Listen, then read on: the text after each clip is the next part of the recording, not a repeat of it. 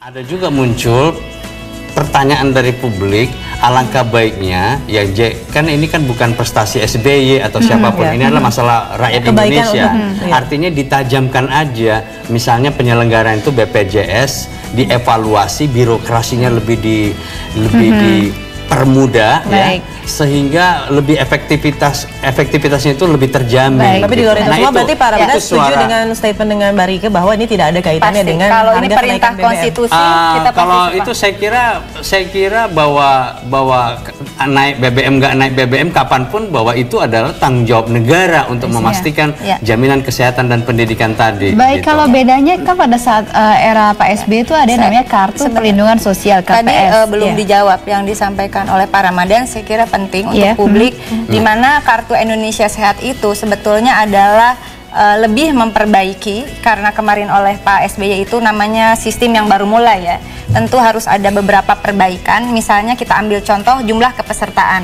Jumlah kepesertaan itu adalah transformasi yang ditanggung oleh negara dengan dibayarkan dari APBN per orang per bulan 19.225 di pasal 22 Undang-Undang Sistem Jaminan Sosial Nasional, di penjelasannya dikatakan itu di cover semua penyakit.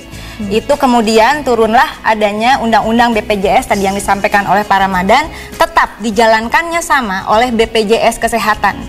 Tetapi kemudian ada kepesertaan yang kemarin luput ditanggung, yaitu mereka yang ada di panti sosial, para penyandang disabilitas, yang anak lahir dari keluarga miskin, itu tidak otomatis. Tetapi dengan keluarnya kartu Indonesia Sehat, maka kemarin alhamdulillah sudah disampaikan oleh Menkes, dari 86,4 juta, 1,7 juta yang waktu itu termasuk fraksi Demokrat sekira juga mendukung di Komisi 9 untuk dimasukkan kembali, belum sempat. Ini langsung dieksekusi.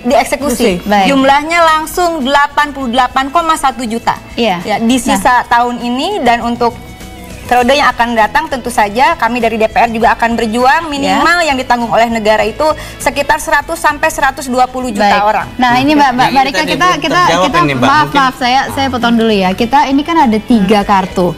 Ya, semua ini lagi bingung ini nih Mbak. Semua lagi bingung nih, tiga-tiganya bagaimana. Kita bahas satu-satu dulu aja. Ini hari ini kita akan bahas KKS dan juga dengan BLSM. Kita dibuat mengerti dulu mengenai KKS dulu nih, gitu ya. Karena kalau nanti campur-campur bisa nanti pemirsa jadi bingung juga nih, gitu kan. Karena masing-masing sistemnya beda kan. Indonesia Sehat.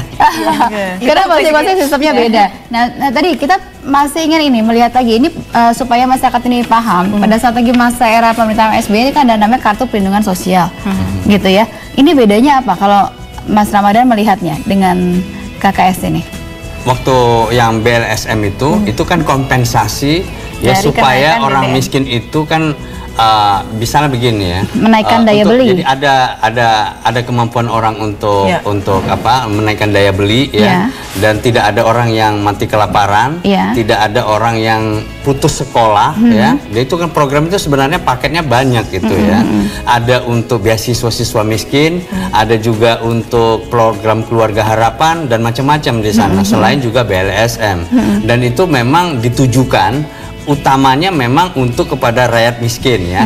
Nah, kalau BLSM itu memang terkait karena untuk kompensasi pengurangan subsidi BBM. Gitu. Nah, kalau yang Pak Jokowi ini, saya kira juga kalau misalnya dana segar itu diberikan, itu juga terkait dengan BBM juga tidak ada masalah. Ya. Intinya kan begini, kalau diberikan kepada rakyat kan nggak ada masalah kan. Jadi menarik saya dari tadi Mbak Rika cuma mengatakan menjadi persoalan bagi saya mengganggu sedikit walaupun tadi agak ini tadi karena ada gambarnya tadi di situ itu 126 juta kan udah peserta JKN. Nah, tadi Mbak Rika bilang tadi ada tambahan berapa jumlahnya itu udah melebihi jumlah penduduk Indonesia yang 250 juta jadinya begitu. Bukan. Jadi 126 juta itu peserta JKN, itu ada peserta yang ditanggung oleh negara yang disebut menerima bantuan iuran, ada peserta yang peralihan dari peserta ASKES, PNS, TNI, Polri, dan peserta kemudian pekerja yang tadinya di Jamsostek, YPK Jamsostek dialihkan ke BPJS Kesehatan. Sehingga totalnya 126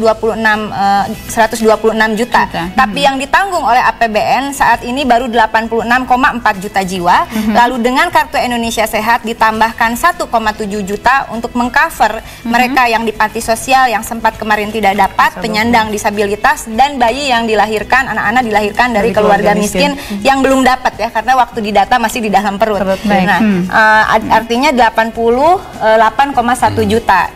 Tentu ada tambahan, tetapi ini yang ditanggung oleh negara.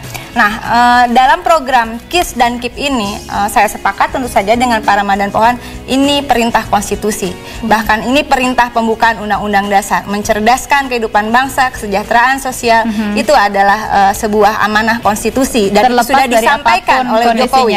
Dan saya mendukung Jokowi dengan pernyataan ini. Jadi kalau KKS untuk kenaikan BBM. Nah, KKS juga menurut saya Pak Jokowi sudah menyampaikan ini adalah keinginan untuk memenuhi pasal 34. Fakir miskin dan anak terlantar dipelihara oleh negara.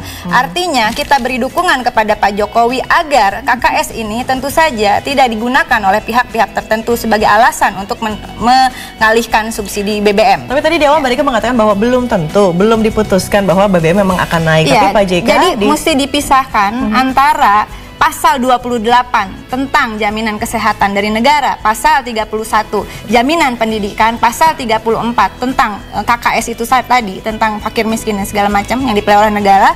Lalu kemudian tentang migas, ini kita logika konstitusinya tidak boleh dicampur adukan. Baik. Ya, tidak boleh itu Pasal 33. Baik. Jadi tidak bisa kemudian dengan membagikan KKS, tentu saja kami berharap ini adalah bukan sebuah ancang-ancang untuk menaikkan harga BBM, apalagi kalau sampai 3.000.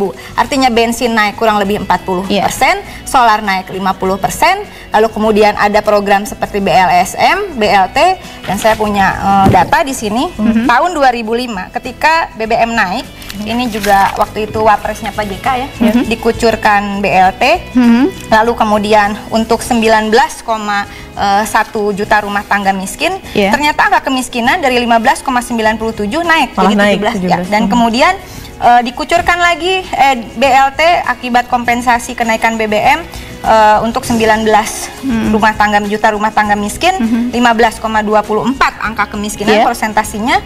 Ini juga tidak berakibat, tapi pada tahun 2009 Pak SBY menurunkan harga BBM, maka kita bisa melihat 14,15 angka kemiskinan malah turun. Iya. Jadi evaluasi tidak ada. Baik. Hati-hati sekali. Jadi kita akan bahas lagi mengenai hal ini ya. Kita akan bahas mengenai hal ini karena kita harus jeda terlebih dahulu ya. Kita bahas lagi mengenai hal ini. Kami akan kembali lagi untuk Anda sesaat lagi. Jadi